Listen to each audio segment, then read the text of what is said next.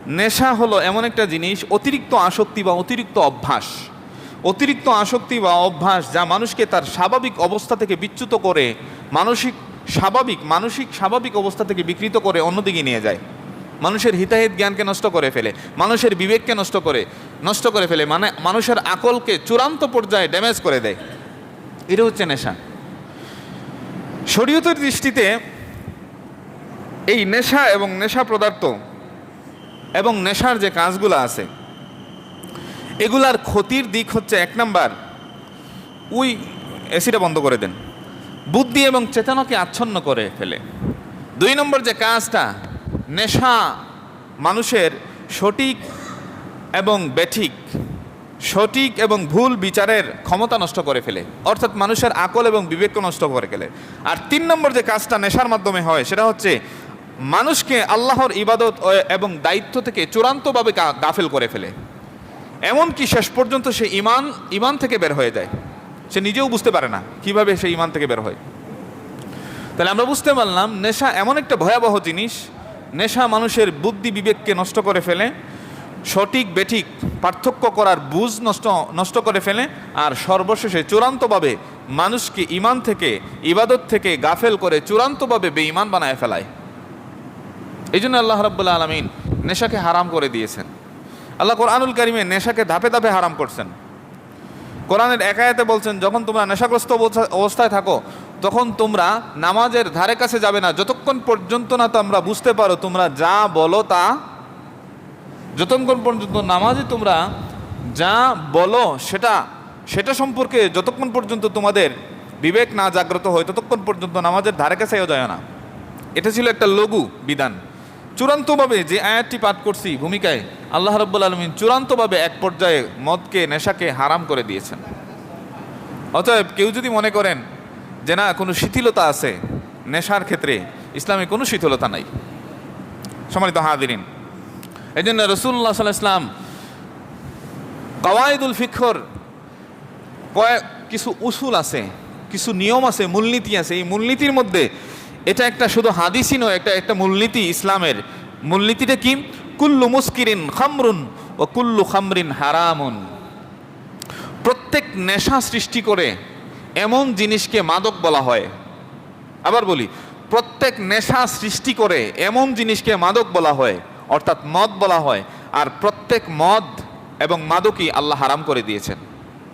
এই জন্য রসুল বলেন কুল্লু মুস্কিরিন খামরুন, প্রত্যেক নেশা সৃষ্টিকারী জিনিস মদে অন্তর্ভুক্ত হবে, নেশা দ্রব্য হিসেবে অন্তর্ভুক্ত হবে, এবং প্রত্যেক নেশা দ্রব্যই হারাম। সহিহ মুসলিম 2003 নম্বর হাদিস। এটা শুধু একটা হাদিসই না, এটা কাওয়াইদুল ফিকহর যারা আলেম আছেন তারা জানেন, এটা শুধু একটা হাদিসই না, এটা একটা ইসলামের একটা মূলনীতি।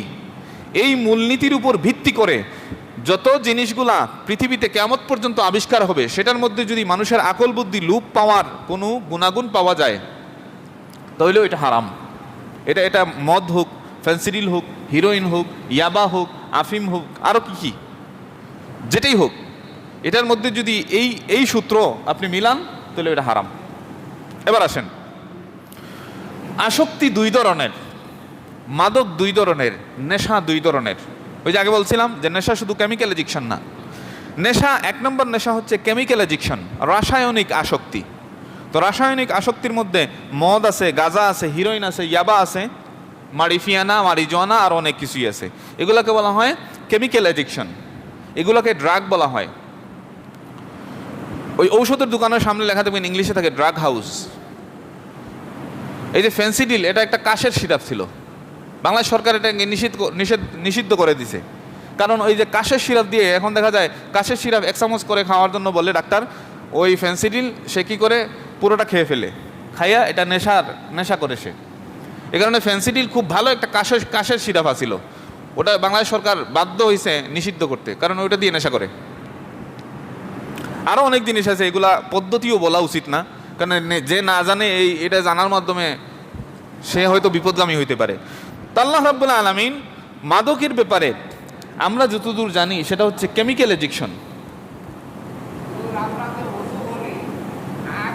আচ্ছা, এই বিষয়ে আমরা আলোচনা করব, পরে করব ইনশাল্লাহ পরে আলোচনা করব এই বিষয়ে ইনশাল্লাহ। জুমার পরে আপনি আমাকে জিজ্ঞেস করবেন। তো কেমিক্যাল এডিকশন পাইলাম। আরেকটা এডিকশন হচ্ছে বিহেভিয়ার এডিকশন, অভ্যাস, খারাপ অভ্যাস। এটাও একটা নেশা, এটা আমরা অনেকেই জানিও না। এটাও একটা নেশা যে এটা আমরা অনেকেই জানি না। আমরা শুধু মনে করি মদ, এই ফ্যান্সি ডিল, এগুলোই মনে হয় শুধু আসক্তি, এগুলোই মনে হয় শুধু মাদকের উপকরণ। না, মানুষের অভ্যাসগত, চিকিৎসা বিজ্ঞান বলে মানুষের বিহেভিয়ার এডিকশন আছে। যেমন 1 নম্বর জুয়া খেলা। এই যে জুয়া, এটা একটা মাদকের অন্তর্ভুক্ত, তবে এটা অভ্যাসগত মাদক, অভ্যাসগত নেশা। বর্তমান এমন একটা সমাজে আমরা দাঁড়িয়ে আছি, এই জুয়া খেলাটা এখন আধুনিকভাবে অনলাইনে গ্যাম্বলিং অনেকগুলো সাইট আছে, ওয়েবসাইট আছে, অ্যাপসের মাধ্যমে জুয়া খেলে। আমার এক আত্মীয় একদিন বললেন, শরমে বলতেছে না, পরে আমি জানলাম সে খুবই দুশ্চিন্তাগ্রস্ত, মন খারাপ তার থাকে, অনেক কিছু ঘাটাঘাটি, পরে দেখলাম সে বিদেশে থাকতো, 40 লাখ টাকা ধরা খাইছে, শরমে বলে না।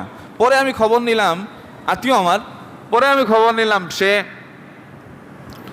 জুয়ার একটা সাইট, অনলাইন সাইটে ওরা বলছিল যে আমরা ব্যবসায় টাকা খাটাবো, এরকম করে 1 লাখ 2 লাখ 3 লাখ নিতে বলছে আরও হবে, পরে আপনি লাভ পাইবেন, আপনার লাভ এই যে এত টাকা হয়েছে একসাথে দেওয়া হইবে, করতে 40 লক্ষ টাকা মাইর। পরে দেখা যায় ওয়েবসাইটও নাই, ওয়েবসাইটের অথরিটিও নাই, কিচ্ছু নাই।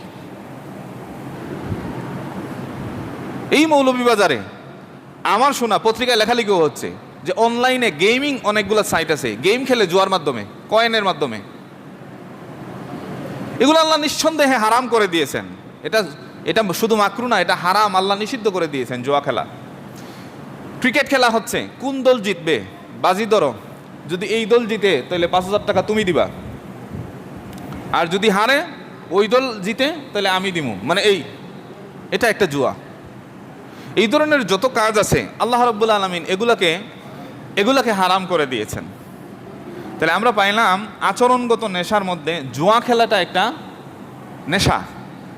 এই জুয়া খেলা শুধু কার্ড দিয়ে জুয়া খেলা না, আপনি শুধু ওই কার্ডের জুয়া যদি কথা বলেন তা না, জুয়ার বর্তমান আধুনিক ভার্সনের অনেকগুলো উপকরণ আছে, সামনে আসবে ইনশাল্লাহ। তো জুয়া খেলা, সিনেমা দেখা, পর্নো আসক্তি, খারাপ মুভি দেখা, যে অভ্যস্ত হয়ে গেছে ওটা না দেখলে তার আর ঘুম হয় না এখন, আর ওটা তার অভ্যাস হয়ে গেছে।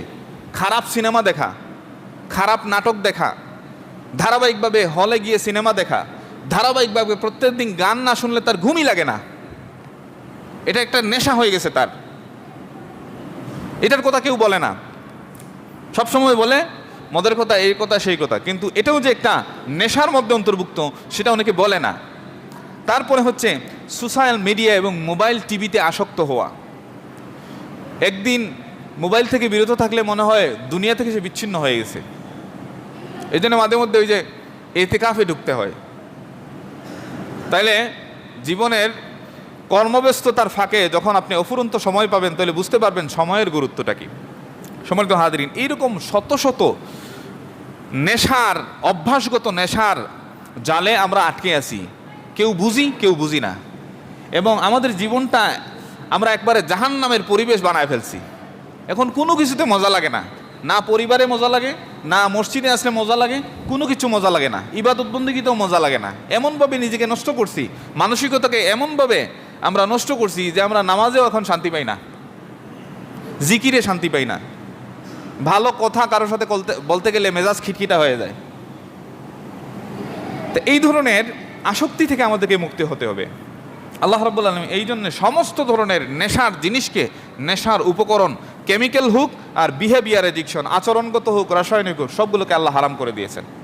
সম্মানিত হাজিরিন, আল্লাহ রাব্বুল আলামিন বলেন, ওয়ালা তাকরাবুজ জিনা ইন্নাহু কানা ফাহিশাতান ওয়া সাআ সাবিলা। অভ্যাসগত নেশার মধ্যে মানুষ অশ্লীল যে দৃশ্যগুলা দেখে, চোখের জিনা হয়। আল্লাহ রাব্বুল আলামিন বলেন তোমরা বেবিচারের কাছেও যেও না। বেবিচার করার কথা বলেন না এখানে, বেবিচারের ধারেও যাইও না। কারণ যখন একটা নিষিদ্ধ সীমার আশেপাশে আপনি ঘুরবেন, সেই নিষিদ্ধ সীমার ভিতরে ঢুকার আশঙ্কা থাকে। আল্লাহর হাবিব সাল্লাল্লাহু আলাইহি ওয়াসাল্লাম বলেন যে, বুখারী এবং মুসলিমের পরিষ্কার একটা হাদিস, প্রসিদ্ধ একটা হাদিস, সেখানে বলেন যে আল হালাল উবাইয়িন ওয়াল হারাম উবাইয়িন ওয়া বাইনাহুমা মুশতাবিহাতুন আয় মুশাব্বাহাতুন।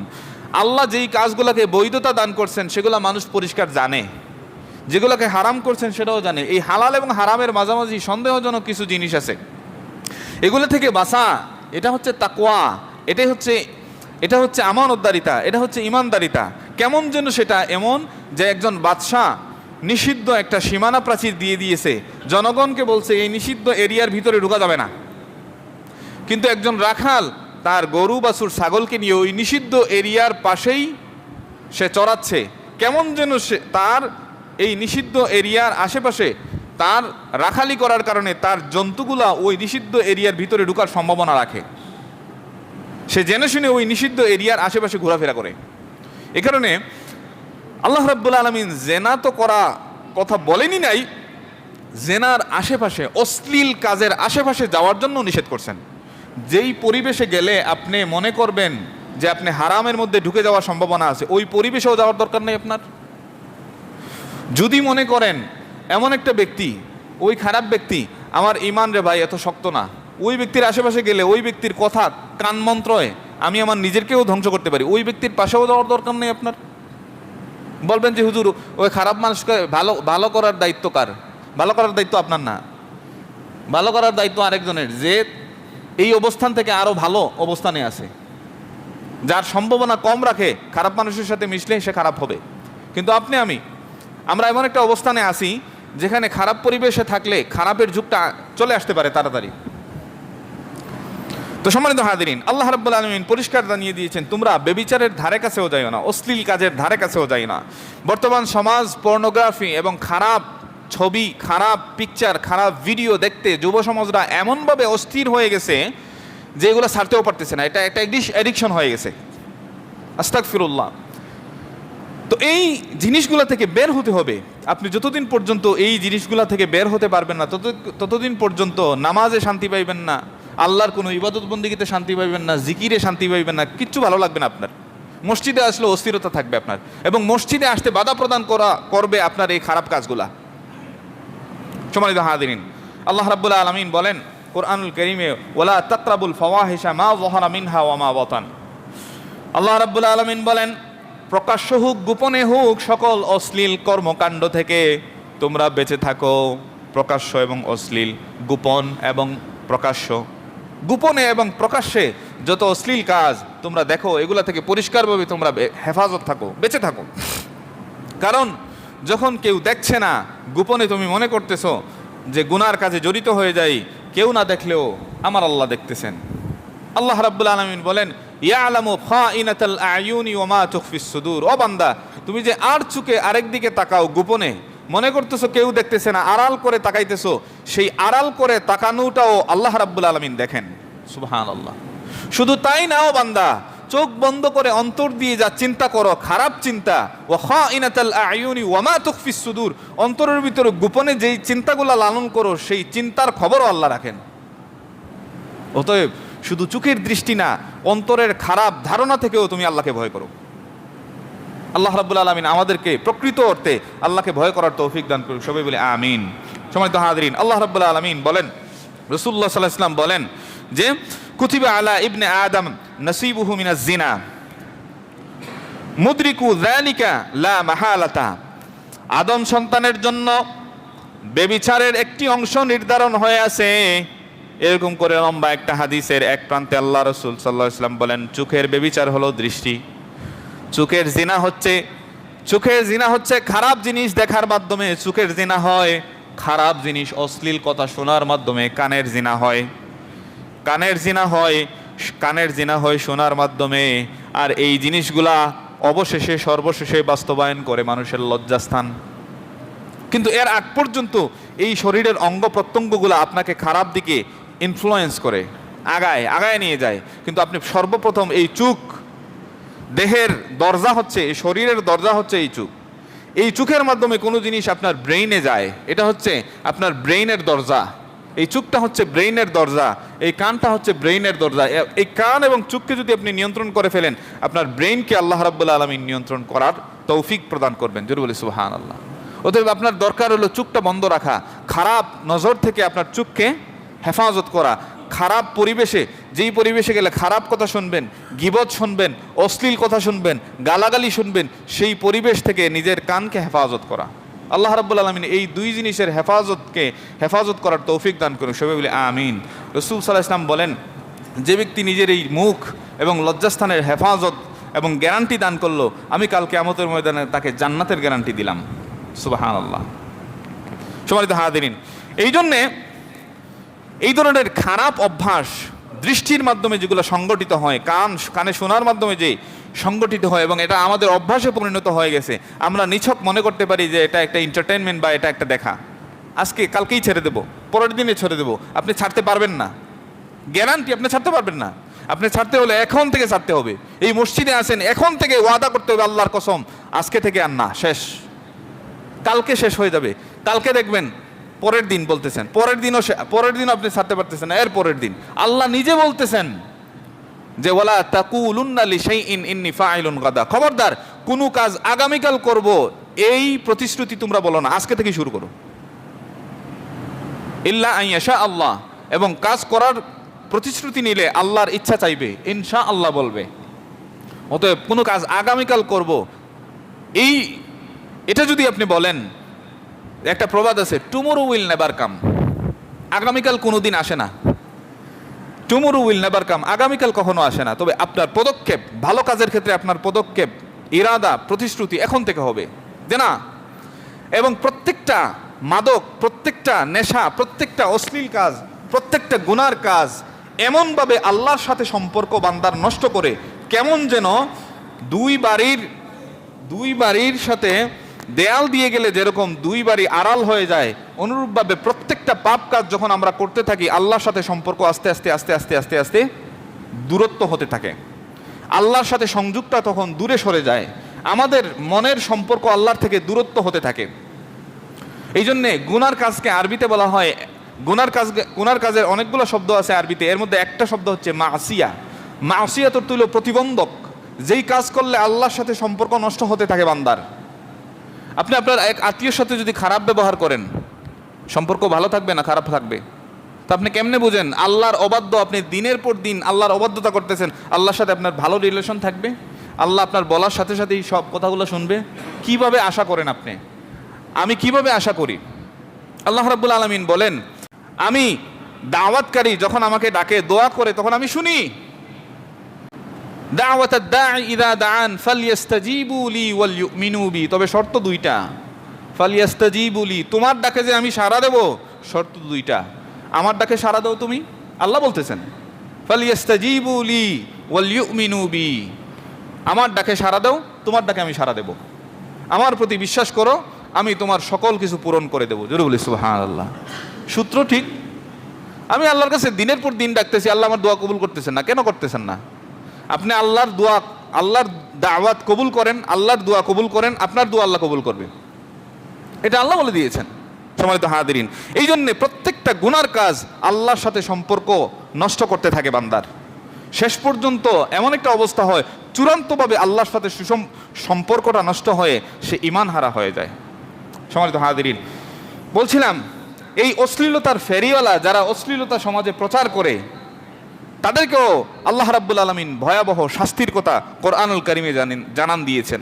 আল্লাহ রাব্বুল আলামিন সূরা নূরের 19 নম্বর আয়াতে বলেন, ইন্নাল্লাযীনা ইউহিব্বুনা আন তাশিআল ফাহিশাতু ফিল্লাযীনা আমানু লাহুম আযাবুন আলীম ফিদ দুনিয়া ওয়াল আখিরা ওয়াল্লাহু ইয়ালামু ওয়া আনতুম লা তা'লামুন।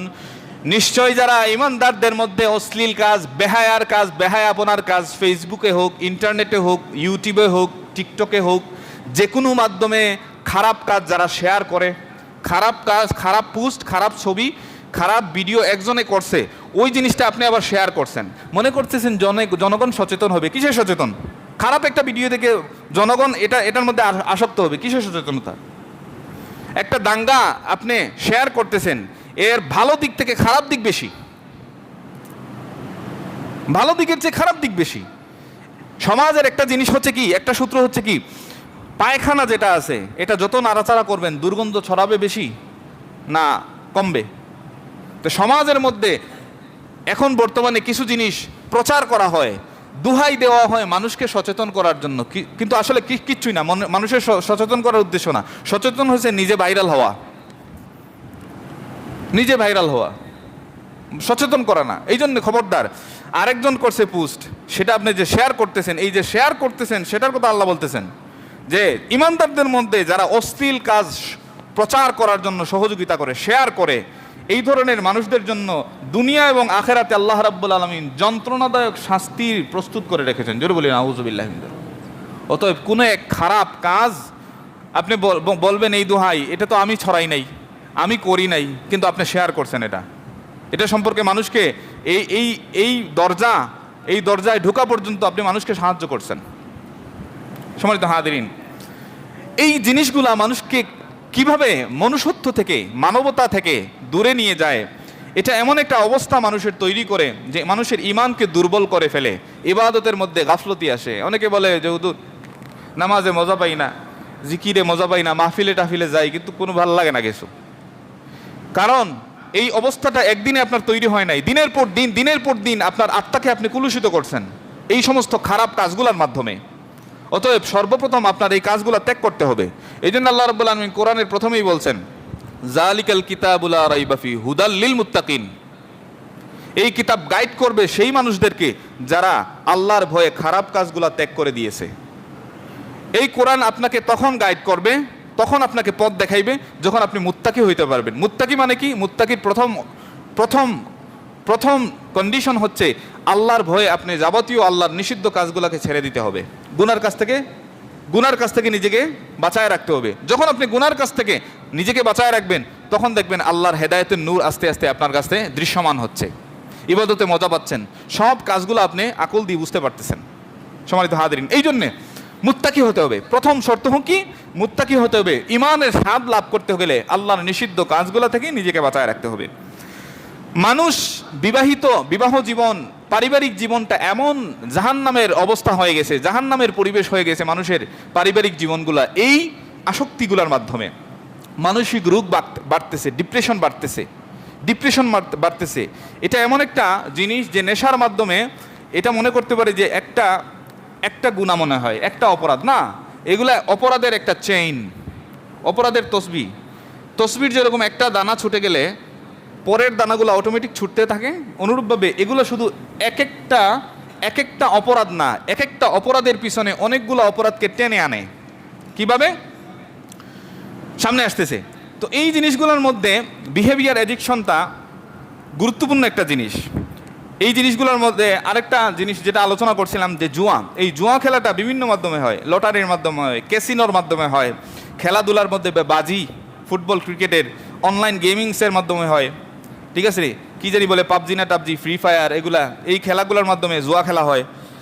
তারপরে আপনার স্টক ক্রিপ্টো কারেন্সির মাধ্যমে হয়, অ্যাপসের মাধ্যমে হয়, অনেকগুলো অ্যাপস আছে এখানে, এগুলা আলোচনা করতে অনেক সময় লাগে। এই জুয়া আমাদের এটা বিহেভিয়ার অ্যাডিকশনের একটা ধাপ, যেটা ক্ষতি করে আমাদের। কি ক্ষতি করে? দ্রুত ধনী হওয়ার যতগুলা টেকনিক বিশ্বে আছে বেশিরভাগগুলোর মধ্যেই ধোঁকা আছে। শর্টকাটে বড়লোক হওয়া দেখলেই মানুষ মনে করে এটাই আমি করবো, পরে দেখা যায় ধোঁকা খায়। শর্টকাটে বড়লোক হওয়ার যত টেকনিক আছে বিশ্বে বেশিরভাগ আপনি খোঁজ করলে দেখবেন এগুলোর মধ্যে ধোঁকা আছে, প্রতারণার সুযোগ আছে। অতএব যখন আপনি দেখবেন শর্টকাটে বড়লোক হওয়ার কোনো মাধ্যম আপনি পাইছেন, আপনি অবশ্যই যাচাই বাছাই করবেন যে এটা আসলে কি। প্রথমে যাচাই বাছাই করবেন এটা হালাল না হারাম, তারপরে এটার মধ্যে ধোঁকা আছে কি না সেটা দেখবেন। হালাল সুরতে আপনার দাড়ি টুপি পরনেওয়ালা অনলাইনে বিজ্ঞাপন দিতেছে। আমি আমার জীবনে প্রতারিত হয়নি, খুব কম হয়েছি, অনেক যাচাই বাছাই করি। তারপরে গত কয়েকদিন আগে হালাল একটা ওয়েবসাইট হুজুর টুজুর দিয়ে অ্যাডভার্টাইজ করেছে, ওখান থেকে একটা প্রোডাক্ট অর্ডার করছি, পরে দেখা যায় অর্ডার করার পর টাকা ও অগ্রিম পেমেন্ট করা লাগে। এটা আর একটা ধোঁকা। 420 টাকা ছাড়ছি, এমনভাবে দেয় যে বোঝা যায় যে 420 টাকা, 430 টাকা, 120 টাকা, 130 টাকা। আপনাকে তো মনে হচ্ছে দিয়ে দিই, নেওয়ার পর আমাদের ব্লক মেরে দিস, এই জীবনের প্রথমবার। তো দেখেন এই যে জিনিসগুলা প্রত্যেকটা, যেখানের মধ্যে আপনি সুবিধা দেখবেন বেশি, ওখানে আপনি যাচাই বাছাই করবেন। প্রথম হালাল হারাম এটা আছে কিনা সেটা দেখবেন, পাশাপাশি শুধু হালাল হারাম দেখার পরই আপনি ঝাঁপিয়ে পড়বেন না, ওটার মধ্যে কোনো প্রতারণা আছে কিনা সেটা দেখবেন আপনি। সম্মানিত হাদিরিন, এই জিনিসগুলোর আলোচনা অনেক ব্যাপকভাবে করা উচিত। তো বলছিলাম, নেশা এমন একটা অপরাধ, নেশা শুধু কেবল একটা অপরাধ না, এই অপরাধ অনেকগুলো অপরাধের পিছনে কারণ, চেইন অফ ক্রাইম যেটাকে বলা হয়। এবার সেটা কেমিক্যাল এডিকশনও হোক, আর বিহেভিয়ার এডিকশনই হোক। নেশা অবস্থায় মানুষ কি করে? যখন একজন ব্যক্তি নেশাগ্রস্ত হয়ে যায় তখন সে মারামারি, খুন, ছিনতাই করতে পারে। যখন একজন ব্যক্তি নেশাগ্রস্ত হয়ে যায় তার দ্বারা চুরি করানো সম্ভব, ডাকাতি করানো সম্ভব, প্রতারণার সাথে সে জড়াইতে পারে। একজন নেশাখুর যখন নেশাগ্রস্ত হয়ে যায় তার জন্য জেনা করাটা সহজ, তার জন্য ব্যভিচার, ধর্ষণ করাটা তার জন্য সহজ। আগে বলতেছি কিন্তু নেশা শুধু কেমিক্যাল এডিকশন না, আচরণগত নেশা যেগুলো বললাম, দুই ধরনের নেশাই থাকতে পারে। দুই ধরনের নেশায় যেই ব্যক্তি জর্জরিত, এই ব্যক্তির দ্বারা মারামারি, খুন, চুরি, ডাকাতি, প্রতারণা, জেনা, ব্যভিচার, ধর্ষণ তার দ্বারা একবারে সহজ। এই জন্য ইসলাম গোড়াতে ধরছে, গোড়ায়। বাংলাদেশে কমিশন আছে আপনার মাদক নির্মূল, মানে অধিদপ্তর না, মাদক নিয়ন্ত্রণ অধিদপ্তর। মাদককে বাংলাদেশ সরকার কিন্তু নিয়ন্ত্রণ করে, নিরোধ করে না, বন্ধ করে না। এটা কয়েকটা সেমিনারে, আমি একবার এখানে একটা সেমিনার উপজেলা হয়েছিল, আমি জিজ্ঞেস করতে চাইছিলাম যে এটা মাদক নির্মূল না হয়ে নিয়ন্ত্রণ কেন হইল। পরে আমি যাচাই বাছাই করে দেখলাম যে কিছু বাংলাদেশের কিছু ধর্মীয় সম্প্রদায় আছে যারা এই মদ খাওয়া তাদের ধর্মীয় আচারের মধ্যে পড়ে, তবে মূল যে কিতাবগুলোর মধ্যে মদ খাওয়ার কোনো অস্তিত্ব নাই। কোনো ধর্মই মদ খাওয়ার পারমিশন দেয় না। কিছু সম্প্রদায়ের মানুষ তাদের ধর্মীয় আচারের মধ্যে মদ বা নেশাদ্রব্য জিনিসকে একটা পার্ট মনে করে, কিন্তু এই পার্টটা তারা কোনো ধর্মীয় গ্রন্থের মূল কিতাব থেকে প্রমাণ করতে পারবে না। যার কারণে বাংলাদেশ সরকার মাদক নিয়ন্ত্রণ করে, মাদক নির্মূল করে না। এটা হলো, এটা ব্যাখ্যা সাপেক্ষে কথা, কিন্তু মূল কথাটা বলে ফেললাম আমি। তো ইসলাম মাদক নিয়ন্ত্রণের কথা বলে না, ইসলাম মাদক নির্মূলের কথা বলে, গোড়া থেকে উপরে ফেলার জন্য। কারণ মাদকতা এমন এক জিনিস, মাদকের কারণে হাজার হাজার অকারেন্সগুলো ঘটে বাংলাদেশে। দেখবেন সবগুলোর পিছনে মাদকতা আছে, খুন, খারাপি, প্রতারণা যা আছে, ধর্ষণ, বেশিরভাগের পিছনে দেখবেন গিয়ে যে ক্রিমিনাল, যে ক্রাইম করে সে মাদকাসক্ত, মানসিক বেকারগ্রস্ত, মানসিক ভারসাম্যহীন, পরিবারের সাথে তার সম্পর্ক নাই, সমাজের সাথে তার সম্পর্ক নাই। এই অপরাধীর কোনো ধর্মীয় পরিচয় নাই। অপরাধী তো অপরাধী, সে কোনো মুসলমান না। সে অপরাধ করে, অপরাধ করলে কি সে ইসলামের মধ্যে পরিপূর্ণ থাকে? সে পরিপূর্ণ ইমানদার থাকে? তার কোনো পরিচয় নাই, সে অপরাধী। সম্মানিত হাজিরিন, অতএব শুধু রাসায়নিক নেশা থেকে আমাদেরকে বাঁচলে হবে না। আমরা অভ্যাসগত যেই নেশাগুলোর মধ্যে আক্রান্ত আছি, এই সমাজ, এই পরিবার, এই ব্যক্তি, আল্লাহ রাব্বুল আলামিন চূড়ান্তভাবে এই জিনিসগুলো থেকে আমাদেরকে বাঁচার কথা বলছেন। রাসূলুল্লাহ সাল্লাল্লাহু আলাইহি ওয়াসাল্লাম বলেন, আল খামরু উম্মুল খাবায়েস, নেশা হচ্ছে সকল অশুভ কাজের জননী। মুসলিম সুনান নাসাইর 5670 নম্বর হাদিস, রাসূল সাল্লাল্লাহু আলাইহি ওয়াসাল্লাম বলেন, আল খামরু, নেশার জিনিস, মদ, মাদকতা, উম্মুল খাবায়েস, সকল খবিস জিনিসের মূল হচ্ছে এই নেশা। তাহলে এতক্ষণ যা বলছিলাম সেটার প্রমাণ রাসূল সাল্লাল্লাহু আলাইহি ওয়াসাল্লাম বলেন, নিজে বলেন যে এই নেশা জিনিসটা হচ্ছে এমন একটা জিনিস, এই নেশা হচ্ছে সকল অপরাধের মূল। অতএব আল্লাহ রাব্বুল আলামিন এই নেশাগ্রস্ত থেকে চূড়ান্তভাবে আমাদেরকে হেফাজত করার জন্য বলছেন। আল্লাহ রাব্বুল আলামিন আলো বলেন, ইন্নামা ইউরিদুশ শাইতানু আন ইউকিয়া বাইনাকুম আল আদাওয়াতা ওয়াল বাগদা ফিল খামরি ওয়াল মাইসির ইলাল আখিরিল আয়াত। আল্লাহ রাব্বুল আলামিন বলেন, শয়তান তো চায় মদ, জুয়ার মাধ্যমে তোমাদের পরস্পরের মধ্যে শত্রুতা, বিদ্বেষ তৈরি করতে। এটা শয়তানের চাওয়া, আল্লাহর চাওয়া না। শয়তান চায় মানুষ নেশাগ্রস্ত হোক, এবং নেশাগ্রস্ত হইলে সে সহজে মানুষকে ধোঁকা দিতে পারবে। কারণ মানুষের আকল নষ্ট হয়ে যায়, মানুষ মানসিক অবস্থায় থাকে না, স্বাভাবিক অবস্থায় থাকে না। এই জন্য আল্লাহ বলেন, শয়তান চায় মদ এবং জুয়ার মাধ্যমে তোমাদের পরস্পরের মধ্যে শত্রুতা এবং বিদ্বেষ তৈরি করতে, আর আল্লাহকে স্মরণ করা এবং নামাজ থেকে তোমাদেরকে বিরত রাখার মাধ্যম হিসেবে সে মাদককে ব্যবহার করে শয়তান। অতএব আল্লাহ রাব্বুল বলতেছেন যে ফাহাল আনতুম মুনতাহুন, এই কথাটা শোনার পরেও কি তোমরা মাদক থেকে বিরত হইবা না? দেখেন আল্লাহ কত সুন্দর করে বলতেছেন। আল্লাহ বলতেছেন এই কথাটা, এই যে সংবাদ তোমাদেরকে দিলাম, এই সংবাদ দেওয়ার পরেও কি তোমরা মাদক থেকে বিরত থাকবা না? আমি যে চিরসত্যবাদী আল্লাহ বলতেছি, এই মাদকতার মাধ্যমে শয়তান তোমাদের সরলতার সুযোগ নেয়, আকল বুদ্ধির সুযোগ নেয়, এরপরেও কি তোমরা বিহেভিয়ার এডিকশন আর কেমিক্যাল এডিকশন থেকে বিরত থাকবা না?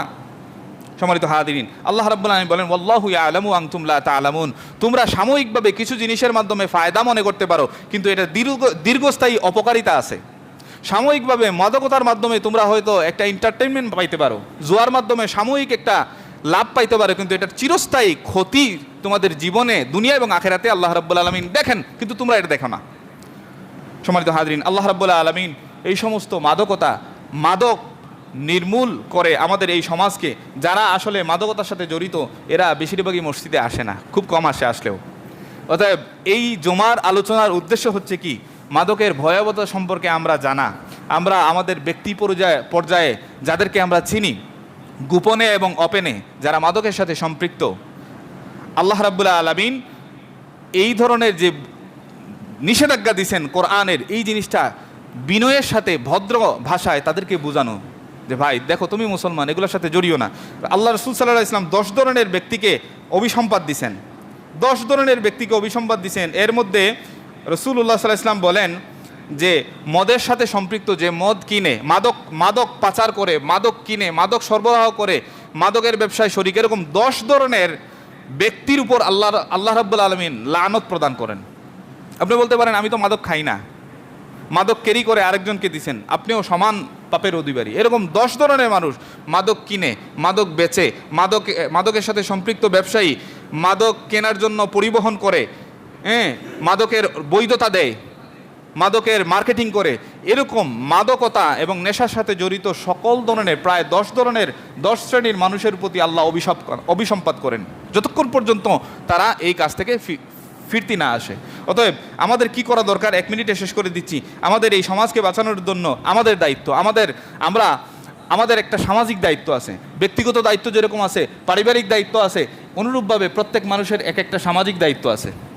আপনি নিজে বাঁচবেন, পরিবারকে বাঁচাবেন। 1 নম্বর হচ্ছে সন্তানদেরকে বোঝা, সন্তান কোথায় যাচ্ছে, কার সাথে যাচ্ছে, বাচ্চাদের সাথে বন্ধুসুলভ আচরণের মাধ্যমে বাচ্চাকে কাউন্সিলিং করা। তারপরে সন্তানের খেলাধুলার জন্য স্পট তৈরি করা। বাচ্চা খেলাধুলা করতে পারতেছে না, গেমিংয়ে আসক্ত, বাচ্চাকে আপনি ভাত খাওয়াইতে পারতেছেন না, সে গেম খেলতেছে, একসময় ওই জুয়ার ওয়েবসাইটে সে ঢুকে যাচ্ছে, আপনি নিজেও জানেন না। তো দেখা যায় বাচ্চাদেরকে মোবাইল দিয়ে ফেলায় রাখছে, খেলাধুলার মাঠও নাই, খেলাধুলার পরিবেশও নাই। এই জন্য বাচ্চাদেরকে খেলাধুলার পরিবেশে মাঝে মধ্যে নিয়ে যাবেন, বেড়াইতে নিয়ে যাবেন মাঝে মধ্যে, তাহলে তাদের মন ফ্রেশ হবে। এই একঘেয়েমি কাটানোর জন্য বাচ্চাদেরকে আপনি কাউন্সিল করতে হবে। তারপরে অবসর সময় বাচ্চাদের সাথে আপনি কাটাবেন। আপনার সারা জীবন 24 ঘন্টা, সারা জীবন আপনি যে উপার্জন করেন, কিসের জন্য করেন? আপনি এত টাকা উপার্জন করেন, এত সময় ব্যয় করেন সমাজের জন্য, আপনার পরিবারের জন্য, আপনার নিজের জন্য সময় ব্যয় করা উচিত না? কিন্তু অনেকেই দেখছি সামাজিক মানুষ, অনেক সামাজিক কর্মকাণ্ড করে, কিন্তু নিজের পরিবারের ক্ষেত্রে উদাসীন। সকালে বের হয়, রাত্রে 12টা-1টা সময় যায়, পরিবারকে সময় দেয় না, বউকে সময় দেয় না, সন্তানকে সময় দেয় না। এই সন্তান একসময় দেখা যায় বাবাকে জবাই করে ফেলে, মাকেও মেরে ফেলে, হচ্ছে না এরকম? এই জন্যে নিজের ইনভেস্টমেন্ট নিজে উপার্জন করে কি জন্যে? পরিবারের জন্যই তো। আপনি নিজে পরিবারকেই সময় দেন না, তাহলে এই উপার্জন, এই সমাজসেবা দিয়ে কি হবে আপনার?